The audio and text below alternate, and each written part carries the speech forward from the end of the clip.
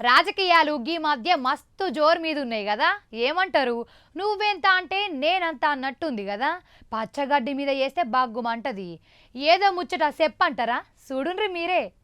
ఏం రాజకీయాలో ఏమోపో రాను రాజకీయాలు మొత్తం రువ్వడి మీద నడుస్తున్నాయి. ఈ మధ్యకాలంలో కామారెడ్డి రాజకీయాలు నువ్వా నేనా అన్నట్టే ఉన్నది.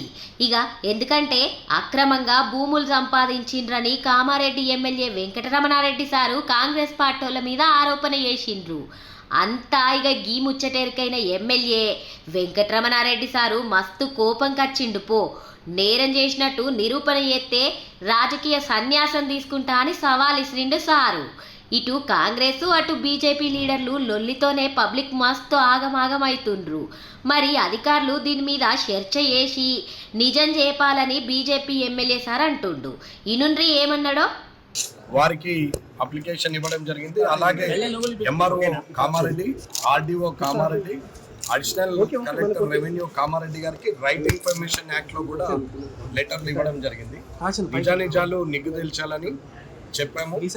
నా దగ్గర డాక్యుమెంట్స్ ఎవ్రీ ఫైల్ ఉంది, కానీ నేను ఇస్తే అథెంటిక్ కాదు కాబట్టి కలెక్టర్ గారు, ఎంఆర్ఓ గారు, ఆర్డీఓ గారు సమాచార హక్కు చట్టం కింద డాక్యుమెంటేషన్ క్లియర్ చేసి ఇస్తే అది నిజమనేది తేలుతుంది. కాబట్టి ఈ ఇష్యూకి మేమే తప్పు చేయలేదు, మా నాన్నగారు ఏ తప్పు చేయలేదు అనేది ప్రజలందరికీ తెలవాలని చెప్పేసి రైట్ ఇన్ఫర్మేషన్ యాక్ట్లో ఇవ్వడం జరిగింది. అలాగే కలెక్టర్ గారికి పర్సనల్గా ఇవ్వడం జరిగింది. కలెక్టర్ గారితో చెప్పాం, ఏది నిజం, ఏదైతే నిజమో అదే చెప్పండి. నేనేం దాన్ని మ్యానిపులేట్ చేయమని చెప్పట్లేదు. నిజాయితీ ఉన్నవాడికి భయమే లేదు కాబట్టి ఎక్కడ తప్పు చేయలేదు, మనకు భయము లేదు. కాబట్టి ప్రభుత్వం వాళ్ళదే, అధికారులు వాళ్ళే, వారే ప్రభుత్వంలో ప్రభుత్వ సలహాదారుగా ఉన్నారు. 2 నిమిషాల్లో డాక్యుమెంటేషన్ అంతా తీసుకురావచ్చు. కానీ రచ్చ ఎందుకు ఈ గొడవ చేయాలి? రాజకీయ లబ్ధి కోసం చేస్తున్నటువంటి వ్యక్తే కానీ ఎన్నడూ కూడా ఇప్పటి వరకు చేసినటువంటి డాక్యుమెంటేషన్ క్లియర్ చేయాల్సిన బాధ్యత అప్పుడు 2004 నుంచి 2009 దాకా మంత్రిగా ఉన్నారు. మరి అప్పుడు చెప్పవచ్చు కదా, అప్పుడు చేయలేదు. ఇవాళ ప్రభుత్వ సలహాదారుగా ఉన్నారు. మరి ఇప్పుడు కూడా ముఖ్యమంత్రి రేవంత్ రెడ్డి గారు ఉన్నారు.